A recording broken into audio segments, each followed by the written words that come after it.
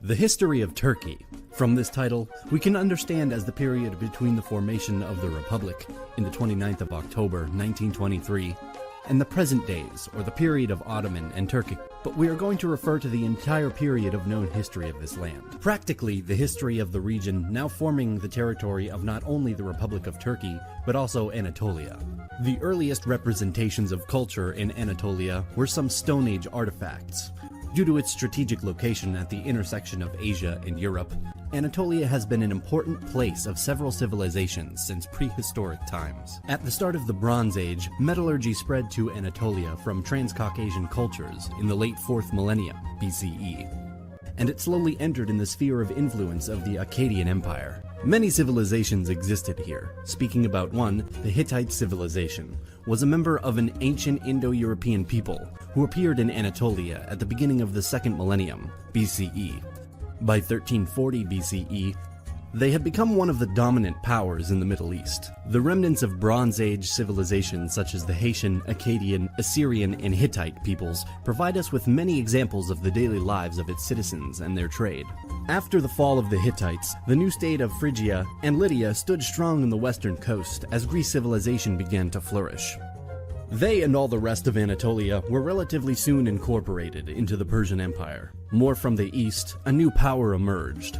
Persia grew in power more and more and influenced the lands of the west, expanding in Anatolia. Their system of local government in Anatolia allowed many cities and ports to grow and to become wealthy because of the influx of trade and road networks between the east and west. The region of Anatolia got divided into various regions, ruled by satraps, governors, appointed by the central Persian rulers. In the earliest 5th century BC, some of the Ionian cities under Persian rule revolted, which culminated into the Ionian Revolt. This revolt, after being easily suppressed by the Persians, led to the popular Greco-Persian Wars, one of the most known and crucial wars from the ancient history. This Greco-Persian War led to more conflicts in the Greek peninsula. Fights for power and influence happened, and a revenge sentiment mixed with good leaderships led to the growth of Macedonian kingdom under Philip II and his son, Alexander the Great, who gained control of the whole region and conquered Persia in successive battles. From this point, Anatolia was more and more influenced by the Hellenic world. After Alexander's death, his conquests were split amongst several of his trusted generals. The Seleucid Empire, the largest of Alexander's territories, and which included Anatolia, became involved in wars with Rome more years later. The rise of Rome was felt across the Mediterranean basin.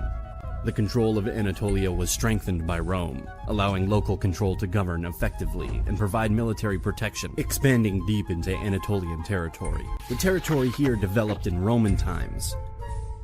Due to the rise of instability in the empire and the permanent raids from foreign invaders in the 4th century AD, the Emperor Constantine the Great established a new administrative center at the city of Byzantium, called Constantinople after his name. And by the end of the 4th century, the Roman Empire split into two parts, the western part with Rome as its capital, and the eastern part with Constantinople as its capital, an empire referred to by historians as the Byzantine Empire. The process of Hellenization that began with Alexander's conquest accelerated under Roman rule, and the ancient Greek language and culture was predominant in the region. Turkic peoples and related groups migrated west from Turkestan and what is now Mongolia towards Eastern Europe, Iranian Plateau, and Anatolia.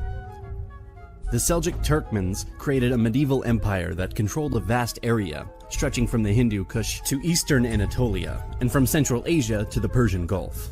Many wars, the emerging of new empires, migrations, raids, and the incompetence of some leaders created the slow process of the Byzantine decline throughout time. Their decline and the growing power of the Seljuks led to conflicts and to the famous Battle of Manzikert on 26th of August, 1071, which is believed to be the open gate for the Turkic people, which will come in Anatolia in the next decades and centuries. This important battle was fought between the Byzantine Empire and the Seljuk Empire near Manzikert.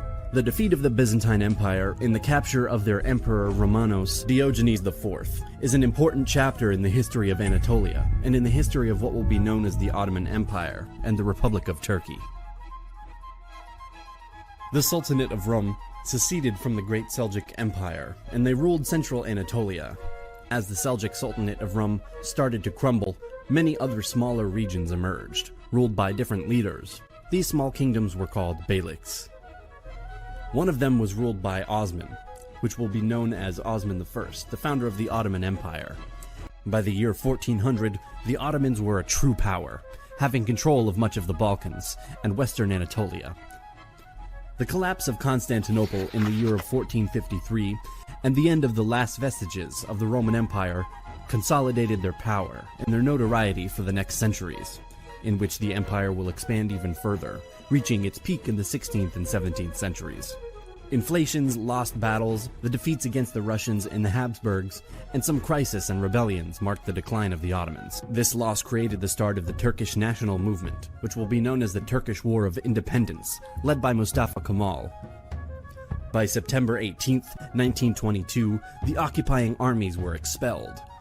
On November 1st, the newly founded parliament formally abolished the Sultanate, thus ending 623 years of Ottoman rule. The Treaty of Lausanne of July 24, 1923, led to the international recognition of the sovereignty of the newly formed Republic of Turkey as the successor state of the Ottoman Empire, and the Republic was officially proclaimed on October 29, 1923, in the new capital of Ankara. Mustafa Kemal became the Republic's first president of Turkey, and subsequently introduced many radical reforms. More rights for women were established, a new writing system in the Latin alphabet for the Turkish language was created, and many others. Turkey joined NATO in 1952, an important member, especially due to its geographic position at the border with USSR. On the island of Cyprus, Turkey invaded the Cyprus in 1974. Later, the Turkish Republic of Northern Cyprus was established, but just Turkey recognizes it. The single-party period was followed by multi-party democracy. Since the liberalization of the Turkish economy during the 1980s, the country has enjoyed stronger economic growth and greater political stability. Also, a boom in population happened in this country, growing from 17 million people in the 1930s to over 80 million today. We know that there's more to discuss about this topic, and we will cover more details in future episodes about the history of the Turkish people in Anatolia. So be sure to subscribe to our channel to receive more interesting animated episodes about our history. Also, we cannot end this video without thanking our few but very generous supporters on Patreon. Your support is much appreciated, and it helps our work a lot. Thank you for watching, and see you in the next one.